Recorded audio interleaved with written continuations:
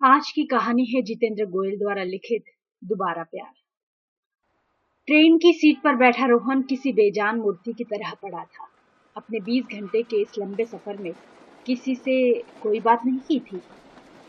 रोहन जब स्टेशन से उतरा तो सबसे पहली उसकी नजर दीवार पर लगी डिस्प्ले बोर्ड पर गई, जिसपे छोटे छोटे लाल रंगों के बल्बों से लिखा था, नागपुर में आपका स्वागत है। एक लंबी सांस लेकर रोहन ने अपना सामान हाथों में उठा लिया और रेलवे स्टेशन से बाहर आने लगा। नई जगह पर आने और नई जगह पर एडमिशन की उसके चेहरे पर कोई खुशी नहीं थी। शायद उसकी उस उदासी की वजह सपना थी, वही सपना जो उसके साथ स्कूल में देहरादून में सेंट पीटरबर्ग में पढ़ती थी, वही लड़की जो उससे वो बेशुमार प्यार करता था। रोहन से अपने सामान का बोझ नहीं संभल रहा था। उसके बैग में उसका सामान भरा हुआ था।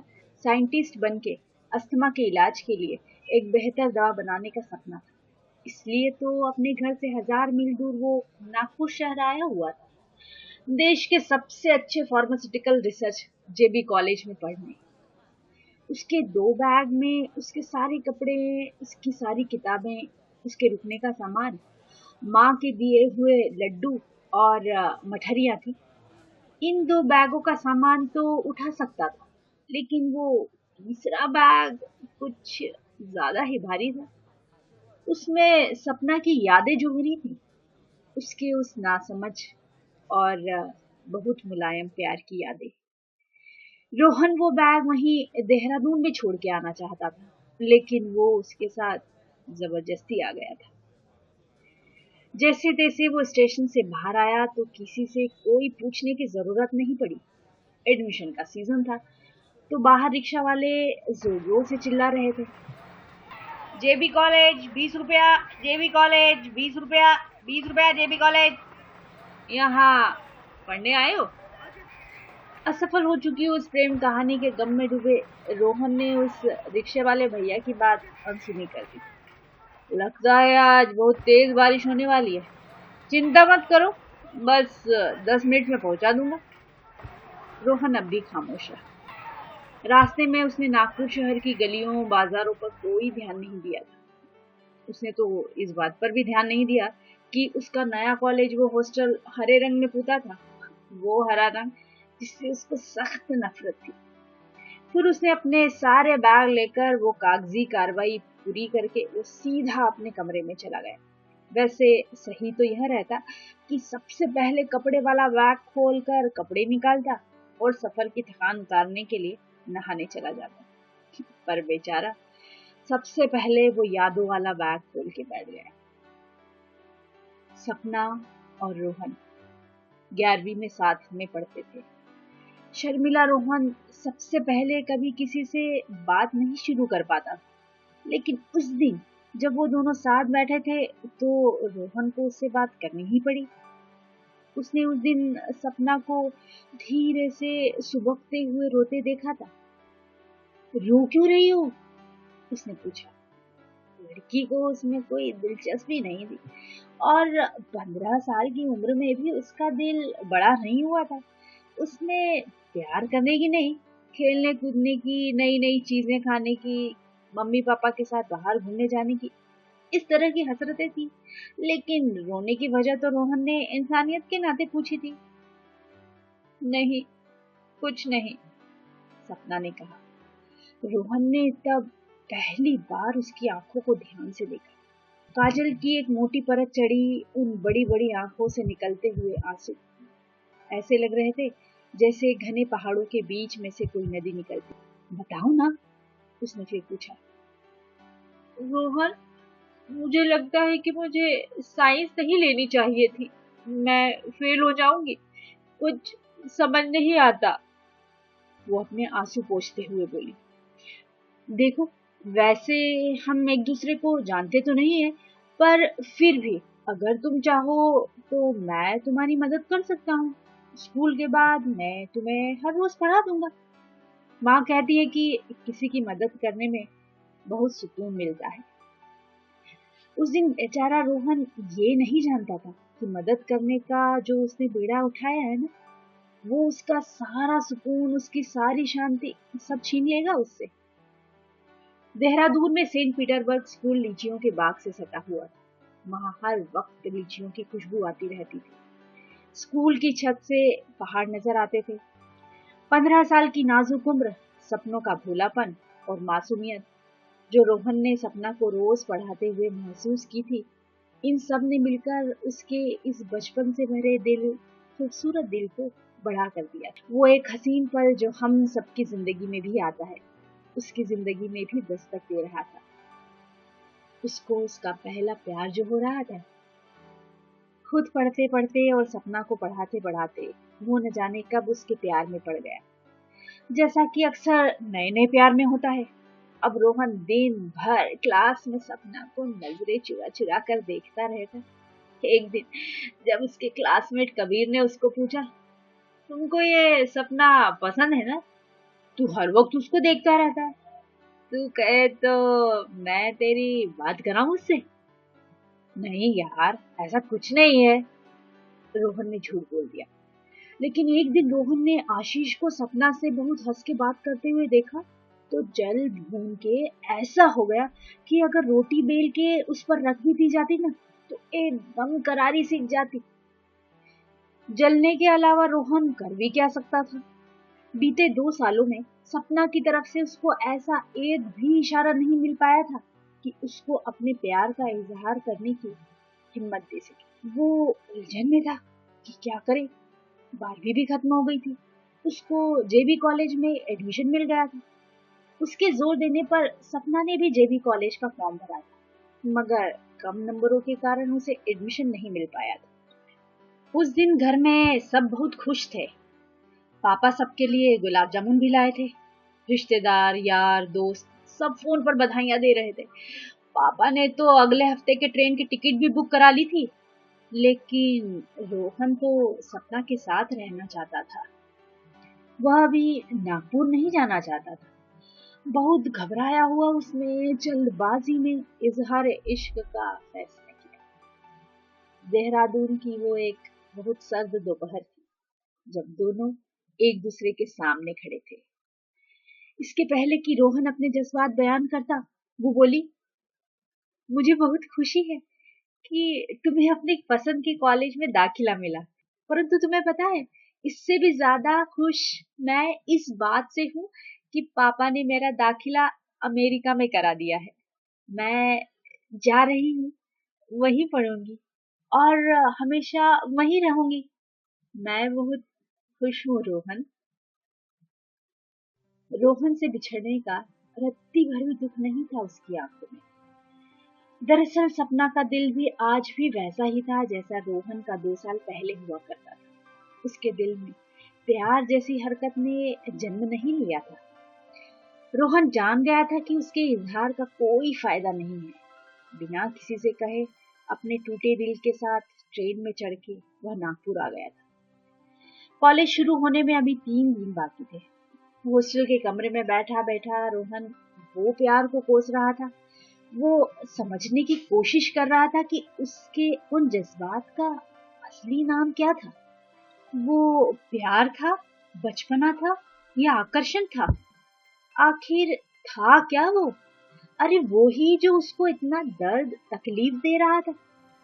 उसको प्यार पर तो गुस्सा आ ही रहा था, पर दीवार के हरे रंग ने उसके आग में घी का काम किया। वो गुस्से में ज्यादा कुछ तो नहीं कर पाया था। शायद उतनी हिम्मत नहीं थी उसमें। बस कमजोर लोगों की तरह उसने अपना गुस्सा निकालने के लिए 3 दिन न तो मैस में जाकर खाना खाया और ना ही किसी से बात की। नागपुर के अगले दिन की सुबह थी। पिछली रात रोहन को उसके हॉस्टल में नींद नहीं आई थी। गर्मी बहुत ज्यादा थी, लेकिन इस बात से अनजान पंखा बहुत धीमे धीमे चल रहा था। फिर सुबह वो जरूरत से ज्यादा पहले ही कॉलेज आ गया था। 2 घंटे बाद कॉलेज की दूसरी मंजिल पर अकेला खड़ा रोहन मैदान में लगी नीचे भीड़ को देख रहा था। स्कूल की बंदिशों को पीछे छोड़ के कॉलेज की आजादियों को छू लेने की खुशी सबके चेहरे पर साफ देखी जा सकती थी। क्लास शुरू हो गई। कॉलेज के पहले ही सप्ताह में उसने अपने आप को पढ़ाई में पूरी तरह से झोंक दिया था। उसने सोच लिया था कि अब तो बस दवा बनाएगा। प्यार व्यार के नाम से भी गुस्सा आने लगा था उसको। 2 हफ्ते बीत चुके थे और उसने अभी तक किसी से बात तक नहीं की थी और कोई दोस्त नहीं बनाया था उसने। हाँ, थोड़ा बहुत रिश्ता उस लड़की से जरूर हो गया था जो रोज आके उसके साथ बेंच पे बैठ जाया करती थी। उसके आइडेंटिटी कार्ड पर कविता नाम लिखा देखा था शायद रोहन ने। बहुत दुष्ट थी कविता। कॉलेज के तीसरे दिन रोहन जब अंजलि मैम के ब्लैक बोर्ड पर लिखे एक प्रश्न को पढ़ रहा था तो अचानक उसके हाथ पर एक मुलायम स्पर्श महसूस हुआ। गर्दन बाईं ओर घुमाई तो देखा कविता इशारों से कुछ कह रही है। शायद उसने कॉपी के पिछले पन्ने पर जो लिखा था वो पढ़ाना चाहती थी। तुम बोल नहीं सकती हो क्या? अरे 3 दिन से हम साथ बैठे हैं लेकिन अब तक बात ही नहीं हुई हमारी। ये पढ़ के रोहन ने उसको आंखें बड़ी करके देखा जैसे कह रहा हो कि परेशान मत करो मुझको, और गर्दन वापस ब्लैक बोर्ड की तरफ घुमा ली। दरअसल वो कविता से दोस्ती नहीं करना चाहता था। जगह खाली नहीं थी इसके दिल में नए दोस्तों के लिए। लाख कोशिशों के बाद भी वो अपना दिल सपना से खाली नहीं करा पाया था। वो बिना किराए दिए जबरदस्ती अभी भी वहीं पड़ी हुई थी। क्लास में जब भी रोहन खाली बैठा हुआ होता तो अपनी कॉपी में सपना का नाम लिखा करता। कभी बड़ा, कभी छोटा, कभी कोई आसपास फूल बनाकर सजा देता। शाम को कॉलेज से हॉस्टल आने के बाद जब तक नींद नहीं आ जाती तब तक वो दर्द भरे गाने सुना करता था। अरे वही जो हर टूटा दिल सुना करता है। तड़प तड़प के इस दिल से मैंने दिल से कहा ढूंढ लाना एक खुशी, जिंदगी में कभी कोई आए न रब्बा। अरे आशिकों के लिए गानों की कमी थोड़े ना है। एक दिन जब दुबे जी पढ़ा रहे थे कि क्यों हाइड्रोक्लोरिक एसिड से इतनी गंध आती है, क्या उसको कम किया जा सकता है, रोहन ने मास्टर जी की बात को अपनी धुन में लिखना शुरू कर दिया। सपना, क्यों मुझे तुम्हारी इतनी याद आती है, क्या इसको कम किया जा सकता है। कविता का परिवार चेन्नई में रहता था। वो भी यहाँ हॉस्टल में रहती थी और बिल्कुल रोहन की तरह अकेली थी। बस फर्क इतना था कि वो नए दोस्त बनाना चाहती थी। वो एक नया साथ ढूंढ रही थी। कहानी की लाइन में कहूँ तो कविता का दिल बड़ा हो चुका था। उसमें किसी से प्यार करने की हसरत पैदा हो चुकी थी। हाँ, ये जरूर था कि उसको अभी तक किसी से प्यार नहीं हुआ था। एक दिन जब पारुल मैम की क्लास चल रही थी तो पढ़ाई का बहुत शौक रखने वाला रोहन आदतन अपनी टीचर की बात बहुत ध्यान से सुन रहा। लेकिन कविता को तो बाहर हो रही बरसात में दिलचस्पी थी। रोहन चलो ना, कविता ने फिर अपने किताब के आखिरी पन्ने पर लिख के रोहन को पढ़ने के लिए कहा। ये लेक्चर कितना बोरिंग है, चलो बाहर चलते हैं। देखो ना बाहर कितनी बरसात हो रही है, कैंटीन चल के पकोड़े खाते हैं। रोहन ने सर न में हिला के मना कर दिया। ये पहली बार नहीं था कि कविता ने रोहन को इतना परेशान किया था। पिछले 1 महीने में उसने कई बार ऐसा किया था। वो कभी पेन मांगा करती थी, कभी किताबें शेयर करने को कहती थी, कभी कभी तो रोहन के बनाए हुए नोट्स भी टीपने के लिए मांग लेती थी। वो धीरे धीरे दोस्ती करने के चक्कर में कामयाब होने लगी थी। रोहन अब थोड़ा नरम हो चुका था और उसने भी हल्की फुल्की दोस्ती की शुरुआत कर दी थी।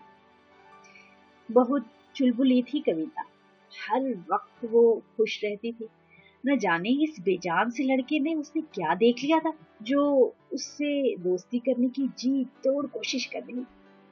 हर वक्त उससे बात करने का बहाना ढूंढ रही थी। रोहन के जख्म भी भरे तो नहीं थे, लेकिन कविता का साथ किसी मरहम से कम नहीं था। खैर, इतिहास ने फिर अपने आप को दोहराया। कविता की केमिस्ट्री सब्जेक्ट में बहुत कम नंबर आए, रोहन के नंबर ज्यादा थे। एक दिन दोनों कॉलेज के पार्क में बैठे थे। सुनो, आज से मुझको शाम को अपने हॉस्टल के रूम में 1 घंटे पढ़ा दिया करो ना, वरना मैं फेल हो जाऊंगी, कविता ने कहा। रोहन का दोबारा प्यार में पड़ने का कोई विचार नहीं था, लेकिन माँ द्वारा बताई गई सबकी मदद करने वाली बात अभी तक भूला नहीं था। तो उसने कविता को पढ़ाने के लिए हाँ कर दी। तुम पढ़ाई में ध्यान दो ना, क्या 1 घंटे से अपना जूड़ा बना रही हो तुम? एक दिन वो पढ़ाते हुए कविता को बोला। देखो ना, जूड़ा बन ही नहीं रहा है, तुम बना दो ना प्लीज। और फिर एक चटपटी सी हंसी दी। अभी इन सिलसिलों को 1 महीना भी नहीं हुआ था और रोहन भी जी जान से कोशिश कर रहा था कि इस बार बात सिर्फ पढ़ाई तक रहे, पर ऐसा हुआ नहीं। हुआ वही जिसका रोहन को डर था। वही दोबारा उसका दरवाजा खटखटा रही थी। अरे वही प्यार उसकी जिंदगी में आने को बेकरार था। वो यही सोच रहा था कि दोबारा प्यार हो जाना किस बात का प्रमाण है? क्या उसका पहला प्यार सच्चा नहीं था, या ये दूसरा वाला प्यार सच्चा नहीं? कहीं दोनों ही झूठे नहीं थे? क्या ऐसा ही तो नहीं कि मुझे प्यार करना आता ही नहीं? रोहन ने फिर से गूगल पर रिसर्च की। इस बात का मुद्दा ये था कि क्या किसी को 2 बार सच्चा प्यार हो सकता है? रोहन हॉस्टल का खाना खा खा कर बोर हो गया था। आज उसके हॉस्टल के रूम में कविता ने उसके लिए सांभर चावल बनाए थे। अब तक कविता से वो जितना उसके दिल में था सारा प्यार करने लगा था। वो 2 प्लेट में खाना लगा के लाई थी। रोहन ने सोचा आज कविता को सब साफ साफ बोल देगा। उसके पहले वो स्कूल में किसी और से प्यार करता था। रोहन ने अचानक ही कह दिया।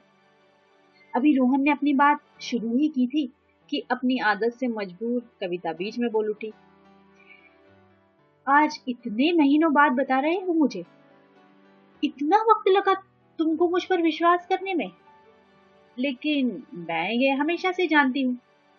मैंने तुम्हें सपना की माला जपते हुए शुरू में ही देख लिया था, जब तुम दिन भर उसका नाम अपनी कॉपियों में लिखते रहते थे।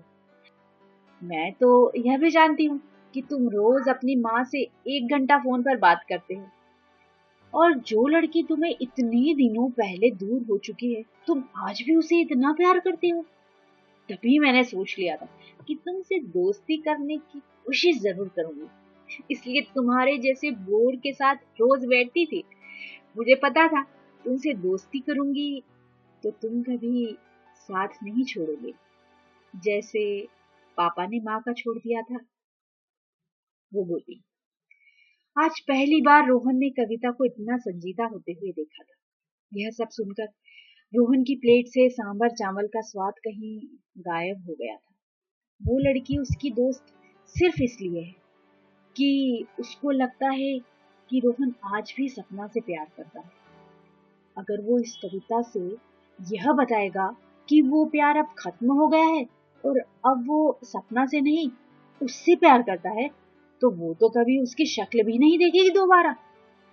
ऑरेंज टी शर्ट और ब्लैक जीन्स पहने कविता बोली, चलो मैं अभी अपने हॉस्टल जाती हूँ, कल मिलते हैं क्लास में। वैसे भी बाहर मौसम बहुत खराब हो रहा है। दिन के बस 3 ही बजे थे, लेकिन अचानक बादल घिर आ जाने की वजह से नागपुर में अंधेरा हो गया। कविता के जाने के बाद बारिश होने लगी। बारिश में भीगता रोहन अपने हॉस्टल के बाहर जामुन के पेड़ के चारों तरफ बने चबूतरे पर आकर बैठ गया। वो भीगता रहा। उसको यकीन हो गया था कि उसकी दूसरी प्रेम कहानी भी अधूरी रह गई। उस दिन के बाद उसने कविता से बात करनी बंद सी कर दी। कविता के लिए उसका प्यार इतना बढ़ गया कि उससे बात करता तो उसे छुपा नहीं पाता। इस बात को 15 दिन हो गए। एक दिन अंजलि मैम का लेक्चर चल रहा था। वो कुछ बॉन्डिंग के बारे में बता रही थी। रोहन हमेशा की तरह ध्यान से सुन रहा था कि अचानक कविता ने उसका ध्यान अपनी कॉपी की तरफ खींचा। बहुत दिनों से उखड़े उखड़े से हो, क्या हो गया? कुछ नहीं, बस यूं ही, उसने जवाब में लिख दिया।